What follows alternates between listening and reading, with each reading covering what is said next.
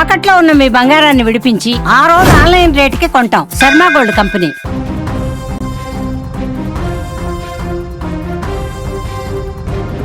మరొక ఘోర విమాన ప్రమాదం చోటు చేసుకుంది. ఈ విమాన ప్రమాదంలో ఈసారి ఏకంగా డిప్యూటీ సీఎం మృతి చెందినటువంటి ఘటన సంచలనంగా మారింది. బారామతి విమానాశ్రయంలో విమానం ల్యాండ్ అవుతుండగా ఒక్కసారిగా క్రాష్ అయింది. దీంతో మహారాష్ట్ర ఉప ముఖ్యమంత్రి అజిత్ పవార్ విమానంలో ఘోర ప్రమాదానికి గురయ్యారు. ఈ ప్రమాదంలో అజిత్ పవార్ దుర్మరణం చెందారు.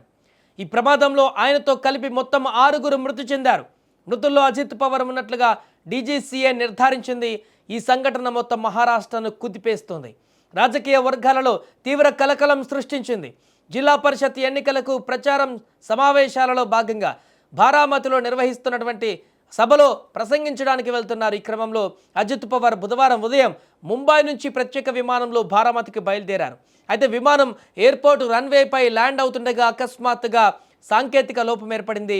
దీని కారణంగా పైలట్ నియంత్రణ కోల్పోయి విమానం కూలిపోయింది. ప్రమాదం చాలా దారుణంగా జరిగినట్టుగా సమాచారం. విమానం కూలిపోయిన తర్వాత పెద్ద ఎత్తున పొగ వ్యాపించింది. విమానం తీవ్రంగా దెబ్బతింది. అజిత్ పవార్ మరణ వార్త తెలియగానే బారామతితో సహా జిల్లా అంతటా కూడా ఆందోళన వాతావరణం వ్యాపించింది. సమావేశ స్థలాలలో ఉన్నటువంటి కార్యకర్తలు విమానాశ్రయం ఆసుపత్రికి చేరుకుంటున్నారు. విమాన ప్రమాదానికి ఖచ్చితమైనటువంటి కారణం ఇంకా స్పష్టంగా తెలియలేదు.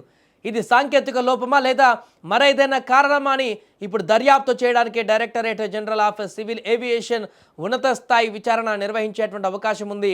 ఏదేమైనా కూడా ఉదయమే ఇంత ఘోరమైనటువంటి దుర్వార్త వినవలసి వస్తుందని కూడా ఎవరు ఊహించలేదు. ముఖ్యంగా మహారాష్ట్రలో ఒక కీలకమైనటువంటి నేత అజిత్ పవార్, ఆయన డిప్యూటీ సీఎంగా ప్రస్తుతం అక్కడ సేవలు కొనసాగిస్తున్నారు. అనేక దశాబ్దాలుగా అక్కడ ప్రజలకు రాజకీయాలలో ఆయన అనేక స్థానాలలో పనిచేశారు, అనేక పదవులను చేపట్టారు. అలాంటి సీనియర్ నేత ఈరోజు విమాన ప్రమాదంలో మరణించారు. డిప్యూటీ సీఎంగా పదవిలో ఉన్నటువంటి సమయంలోనే అనేటువంటి విషయం ఒక్కసారిగా రాజకీయ ప్రకంపనలు కూడా రేపుతుంది. ఇప్పుడు అక్కడ మహారాష్ట్ర ప్రభుత్వంలో కూడా అలజడి మొదలైంది. ప్రమాదం ఎలా జరిగింది, ఎందుకు జరిగింది, ఇంత దారుణమైనటువంటి ప్రమాదం జరగడానికి గల కారణాలు ఏంటి, పూర్తి వివరాలు ఇప్పుడు దర్యాప్తు కొనసాగిస్తుంది ఏవియేషన్.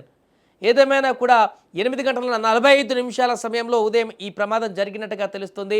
ఎన్నికల ప్రచారంలో భాగంగా, ఎన్నికల నిర్వహణలో భాగంగా అక్కడ ఎన్నికలను బలోపేతం చేసేందుకు కార్యకర్తలకు అక్కడ మరింత బూస్టప్ ఇవ్వడం కోసం అజిత్ పవార్ వెళ్తున్నటువంటి క్రమంలో బారామతికి కాసేపట్లో అయితే అంతా సక్రమంగా ఉండేది. అక్కడికి దిగిపోయి తన సభలో పాల్గొని అంతా యాజ్టీజ్గా ప్రోగ్రామ్ అంతా షెడ్యూల్ ప్రకారం నడిచేది. కానీ అకస్మాత్తుగా అక్కడ పైలట్కి సరైనటువంటి ల్యాండ్ చేస్తున్నటువంటి సమయంలో అతనికి ఆ వాతావరణం అనుకూలించలేదన్నట్టుగా తెలుస్తుంది ప్రస్తుతానికి.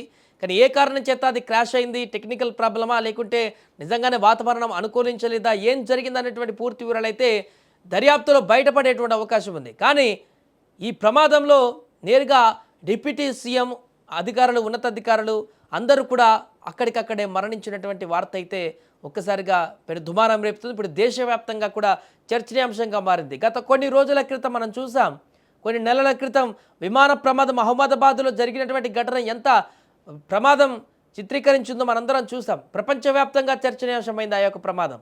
మరలా అది మర్చిపోకముందే మరొక విమాన ప్రమాదం ఇక్కడ చోటు చేసుకుంది. అది కూడా ఈసారి ఏకంగా డిప్యూటీ సీఎం ప్రాణాలనే బలికొంది ఈ యొక్క విమాన ప్రమాదం.